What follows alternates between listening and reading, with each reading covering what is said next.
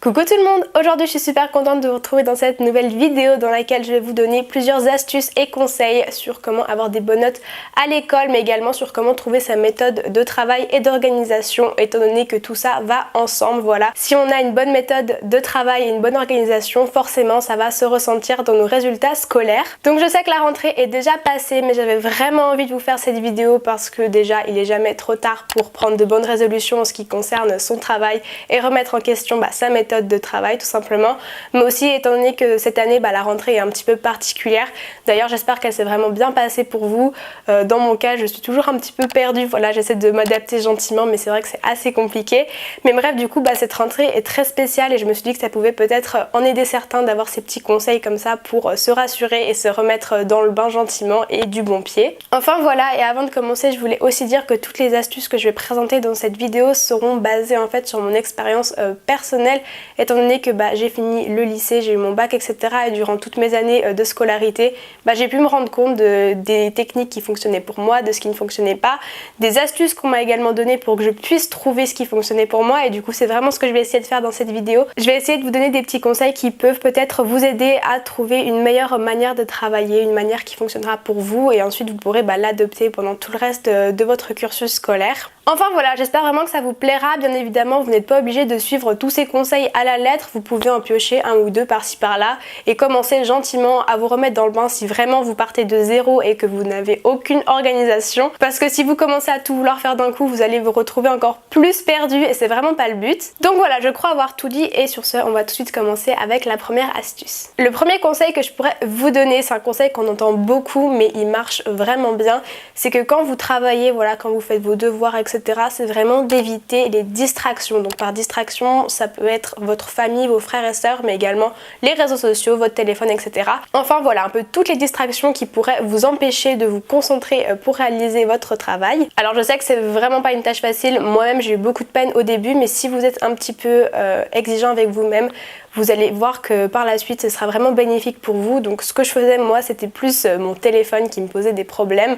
C'est que je le mettais tout d'abord en silencieux ou en mode avion, voire même je l'éteignais complètement et je le mettais à l'autre bout de ma chambre, voilà, donc à l'opposé de mon bureau. Comme ça quand je travaillais à mon bureau, j'étais sûre de ne pas être distraite par mon téléphone qui sonne toutes les 5 secondes parce que je sais pas, il y a les camarades de classe qui demandent sur le groupe de classe les devoirs pour le lendemain. Et donc vraiment si vous arrivez à enlever toutes ces distractions, vous allez voir que vous allez travailler de manière beaucoup plus efficace et aussi de façon beaucoup plus rapide, parce qu'on va pas se mentir, c'est bien plus efficace de faire un devoir en 30 minutes sans regarder son téléphone que de le finir en 1 heure parce qu'on a regardé notre téléphone toutes les 15 minutes et qu'on a passé 5 minutes sur Instagram à chaque fois. Enfin voilà, pour moi c'est vraiment le conseil de base quand on veut bien travailler. Mon deuxième conseil, ça serait de trouver votre système d'organisation. Alors oui, ça peut paraître assez vague et compliqué comme ça, mais en fait il faut que votre système d'organisation soit adapté à vos cours, à vos professeurs, etc. Par exemple au lycée, moi je sais que ça fonctionnait beaucoup par prise de notes, donc on était vraiment très libre de prendre nos notes et c'était vraiment à nous de nous organiser. On n'avait pas de cahier ou quoi qu'on devait absolument avoir,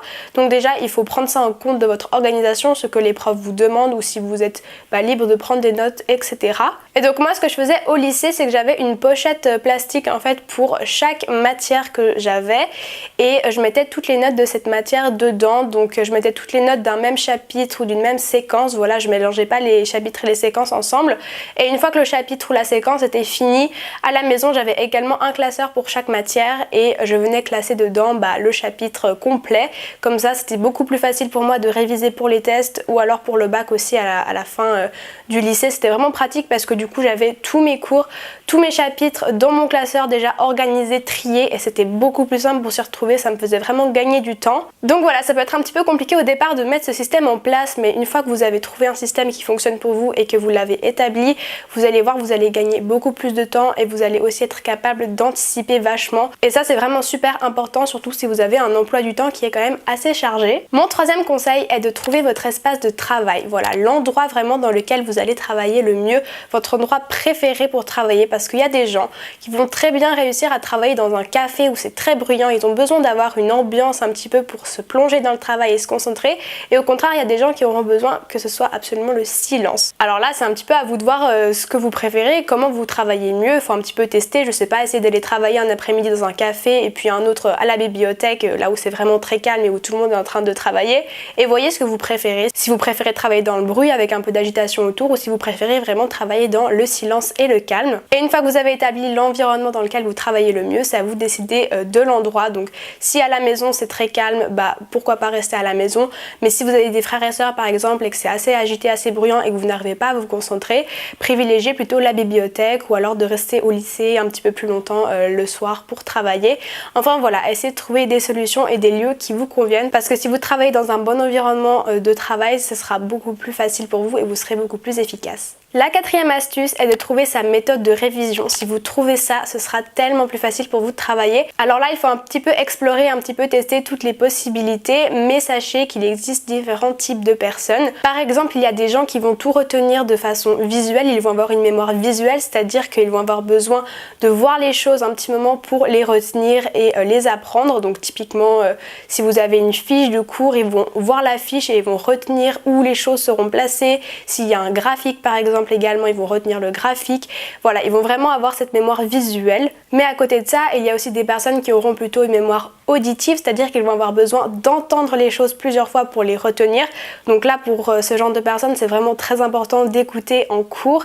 Et après, une idée de révision, ça pourrait être de vous enregistrer en train de lire un de vos cours et de vous réécouter ensuite pour pouvoir l'apprendre. Et il y a encore un autre type de personne qui apprend beaucoup mieux en écrivant, c'est-à-dire en recopiant le cours ou alors en faisant des résumés. C'était mon cas au lycée, c'est-à-dire que pour tous les tests, dès que je devais réviser un test, je faisais un résumé du cours et ça me permettait déjà de synthétiser les informations, donc de comprendre mon cours, de voir si je l'avais compris, et si j'avais pas compris un concept, de chercher sur internet ou alors de demander à des camarades de classe ou même à mon professeur de me réexpliquer pour que je comprenne bien. Et ensuite je faisais mon résumé et en écrivant ça me permettait de retenir les informations, et j'avais également un peu une mémoire visuelle, ce qui faisait que quand mon résumé était terminé, j'étais capable de voir les éléments où est-ce qu'ils se plaçaient et de les retenir, et du coup c'était super pratique pour les tests. En tout cas moi ça fonctionnait super bien. Donc voilà un petit peu les types de personnes qu'il y a, il en existe sûrement d'autres, mais en tout cas je vous ai donné 3 pistes que vous pouvez un petit peu explorer, un petit peu tester pour découvrir aussi quel type de personne vous êtes. Et aussi dans les techniques de révision, une technique que j'utilisais beaucoup au lycée, c'était la technique des flashcards,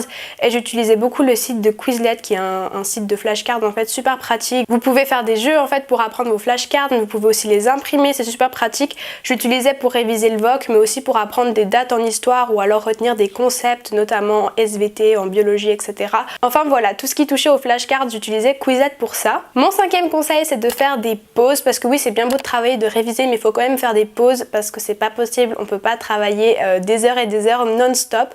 Donc là, il existe plusieurs techniques, notamment la technique Pomodoro qui consiste en fait à travailler pendant 25 minutes et ensuite à faire une pause de 5 minutes et de recommencer 25 minutes de travail, 5 minutes de pause, etc. etc. Personnellement, moi je trouve que 25 minutes c'est un petit peu court dans le sens où je me sentais coupée trop rapidement dans mon travail si je devais arrêter après 25 minutes. Alors ce que j'ai fait, c'est que j'ai adapté le temps. Par exemple, je travaillais 45 minutes et je prenais 10 minutes de pause et je recommençais. Ou alors si j'étais vraiment bien plongée dans mon travail, si j'étais motivée, je pouvais même travailler 1 heure et ensuite prendre une pause de 10-15 minutes. Enfin voilà, vous pouvez un petit peu réadapter cette méthode-là selon votre capacité de concentration et vos besoins, et vous pouvez même y aller graduellement, c'est-à-dire commencer peut-être par 25 minutes si vous voyez que vous n'êtes pas trop motivé à travailler, et après avoir fait les 5 minutes de pause, travailler peut-être 30 minutes, 35 minutes, enfin voilà, vous pouvez augmenter le temps aussi progressivement. Mais voilà, en tout cas n'oubliez pas de faire des pauses, c'est super important pour décompresser et puis penser aussi à autre chose. Moi ce que je vous conseille de faire, c'est que si vous travaillez à votre bureau, ce serait plutôt de vous lever et d'aller dans une autre pièce pour vraiment marquer en fait une différence entre le moment où c'est la pause, où je peux faire un peu ce que je veux, et le moment où je travaille. Voilà, parce que si vous restez à votre bureau, même pendant votre pause, votre cerveau va moins faire la coupure travail, récréation entre guillemets.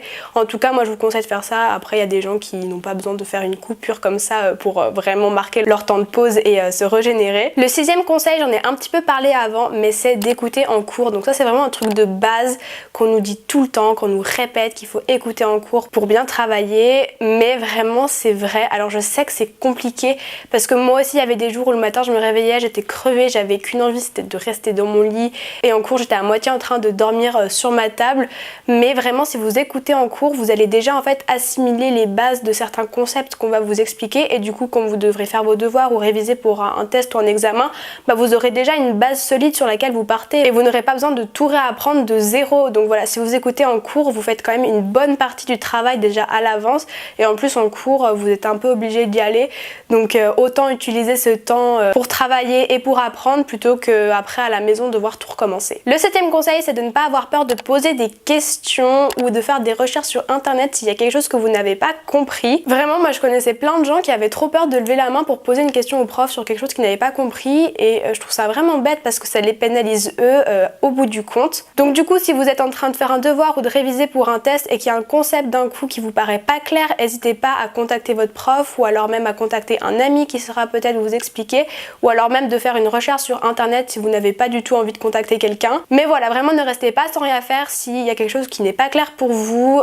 trouvez un moyen de comprendre la chose et vous allez voir que ça va vraiment vous aider et qu'il n'y a aucune honte à ne pas comprendre quelque chose. L'avant-dernier conseil, c'est aussi quelque chose que tout le monde, je pense, nous répète quand on est étudiant ou à l'école, c'est de dormir assez. Et c'est vrai que c'est quand même très important le sommeil, surtout quand on est adolescent, etc. C'est super important d'avoir assez d'heures de sommeil, ce serait bien d'arriver à avoir 8 heures de sommeil par nuit, mais je sais que des fois c'est compliqué. Voilà, quand on finit les cours super tard, qu'on doit encore manger, faire les devoirs, etc. et si on a encore une activité extrascolaire, on doit aller faire du sport ou je ne sais pas quoi, au final il y a des soirs où on va se retrouver à aller se coucher à minuit et se lever le lendemain matin à 6 heures, et honnêtement c'est pas très conseillé, mais bon, des fois c'est vrai qu'on n'a pas le choix, mais vraiment c'est super important si vous arrivez à faire un petit peu attention au sommeil, à éviter de traîner trop tard sur les réseaux sociaux dans votre lit, ce sera tout bénef pour vous et vous arriverez à travailler de manière beaucoup plus efficace et vous serez moins fatigué en cours et du coup vous pourrez mieux écouter. Et enfin, mon 9e et dernier conseil est tout simplement de prendre du temps pour soi. Parce que c'est bien beau de travailler, mais on peut pas non plus faire ça H24 et il faut un petit peu déconnecter. Donc prenez-vous du temps pour voir vos amis, voir votre famille, faire les choses que vous aimez.